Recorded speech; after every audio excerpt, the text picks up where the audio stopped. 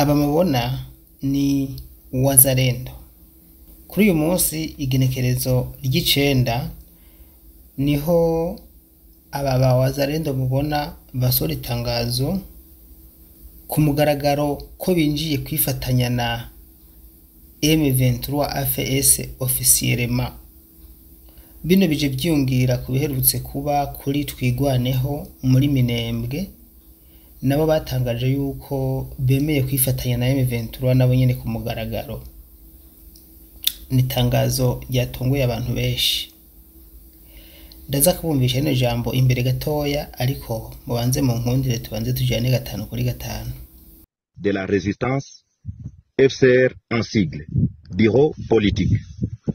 Déclaration politique numéro 002, bar FCR, bar BP, bar 2025, portant adhésion du FCR à l'Alliance Fleuve Congo, bar M23. Nous, leaders, membres fondateurs du Front commun de la résistance, FCR en sigle, basé dans le nord et le sud Kivu, vu la mauvaise gestion du pays par le régime de Kinshasa, caractérisé par des promesses non tenues, les détournements, la dislocation de l'unité et la cohésion nationale, les violations des droits internationaux humanitaires et les droits de l'homme, vu la situation sécuritaire chaotique dans laquelle se trouve la population de la partie est de notre pays, considérant la situation sombre de la politique actuelle de la République démocratique du Congo, dont les gouvernants de l'Est et les gouvernés mourir dans plusieurs entités du pays, notamment Beni, Lubero dans le Nord Kivu, ainsi qu'à Ituri, suite aux exactions des ADF MTN et les FDLR dans le Rutshuru, considérant la mauvaise volonté des autorités du pays de ne pas prendre en compte les multiples sacrifices des groupes d'autodéfense en leur privant la logistique pour une défense de l'intégrité du pays, prenant en compte le comportement d'une haute trahison des FARDC qui, au lieu de défendre la nation, s'étaient transformés en des commerçants et des trafiquants de minerais, étant donné que leur manière de se retirer dans plusieurs entités sans motif, en pillant, violant, tracassant la population, prouve en suffisance que les FARDC sont ennemis numéro 1 de la population de la République démocratique du Congo, entendu que nos éléments appelés Wazalendo, réunis au sein du FCR, ont une mission de défendre l'intégrité territoriale et défendre la population avec les dirigeants dignes de foi et conscients de la souffrance de la population, vu notre engagement de défendre efficacement toute la population dans sa diversité ethnique, linguistique et culturelle, vu la nécessité et l'urgence. Déclarons, article 1er, à dater de ce jour, nous nous désolidarisons des FARDC suite à leur trahison et leur donnons 24 heures de se retirer dans les entités sous contrôle du FCR. Article 2. Nous portons à la connaissance de tous que nous marions notre élite à celle de l'Alliance Fleuve Congo M23 pour aborder une vision commune, celle de la bonne gouvernance, lutter contre la corruption et remettre les Congolais dans leur dignité. Article 3. Nous appelons les autres forces de la résistance de se joindre à nous afin de barrer route aux ennemis de la paix. Fait en Bois-Vignois le 7 mars 2025 pour les membres fondateurs FPP-AP, NDC-R-M, Maïmaï Kifuafua. Pour le FCR, Colonel Augustin Darwin Porte. Uyu ni umutwe canke umuhari wa Wazalendo witwa FCR. Mu majambo yose ni Ascension to Congo River Alliance, M23 ubu niko biyiswe.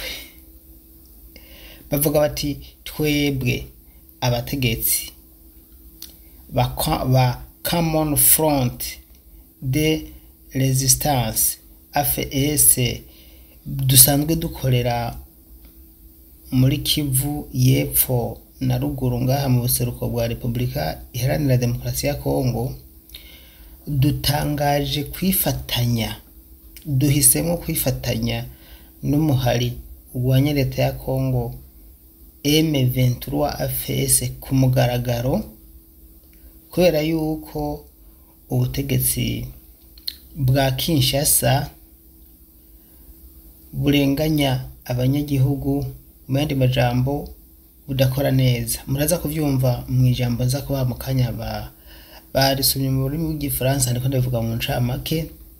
Ati ingabo za Kongo umwanya wo kurinda abanyagihugu bahindutse abakora ubucuruzi bw'amabuye y'agaciro. Ati bicukurira amabuye y'agaciro aho gukingira abanyagihugu. Ati nayo ubutegetsi bwa Kinshasa bugahonyanga agateka kazina muntu, mbere ntibwubahirize n'amategeko mpuzamakungu akingira abantu. Ati kubw'ivyo rero twahisemo kwifatanya na M23. Batanze uburoro bwinshi, bavuze nk'abantu bagiye abantu bagenda barapfa hirya no hino, baravuga nk'abantu bapfa muri Kivu y'Amajyaruguru n'Epfo, abicwa na ADF na FDLR. Ibi byose biri mu byatumye bava hasi wazalendo zibaho kugira ngo zikingire abanyagihugu. Ivyo ubutegetsi bwa Kinshasa butahaye agaciro. Ubu rero kubera ko ngo ahabaje bagiriza abasirikare ba FARDC aho guharanira igihugu ngo bahindutse abacuruzi, bahisemo kwifatanya na M23. Akomeza avuga yuko ko ingabo zabo z'abazalendo arizo AFCR bafise inshingano zo guharanira ubusugire canke ubusugire nikira uburenganzira bw'ubutaka bw'igihugu ca Kongo no kubahiriza abanyagihugu. Mu yandi majambo nivyo bikuru yagerageje gushikiriza abanyagihugu bari nivyo bikubiye mu itangazo yashoboye gushira hanze. Ni ukuvuga ko rero abawazalendo bamaze kwifatanya na M23. Nitangazo ryasomwe igenekerezo ry'indwi ukwezi kwa gatatu umwaka w'2025. Nitangazo kandi ryasomwe n'umuvugizi wa AFCR Colonel Augustin Dagwine, asanzwe ari umuvugizi w'uyu muhari. Mu kurangiza itangazo bavuze ati twebwe nka wazalendo intumbero yacu twiyemeje guharanira gucungera abanyagihugu bose mu moko yose, mu ndimi zose no mu mico yose. Ati kandi ivyo ni ibintu bikomeye cyane duhagarara ko vyihutirwa tuza gushira imbere muri iki gihe haherutse kuba intambara, abanyagihugu bari aherutse kuba intambara, hari umutekano muke. Reka rero munkundire ducishemo iri tangazo abumva ururimi rw'igifaransa mu ryumvirize ahanje cangaruka. Nuko mwavyumvise Maimai Kifuafua akabahisemo kwifatanya na M23. Hari icyo visorenza ko nawe nk'udukurikiye muri commentaire. Bino biruku mu gihe mw'iyi minsi M23 ikomeje ibitero.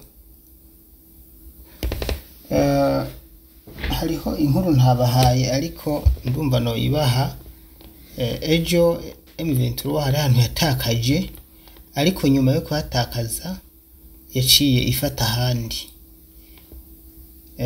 Reka murazi ko genda babakuru nkabana n'ibimenyetso mbanze negeranye video z'ukuntu vyagenze n'ukuntu yavuye mu duce yari yagiyemwo yikurayo ifise intumbero yo gufata ahandi, hanyuma ndaza kubaha nyankuru.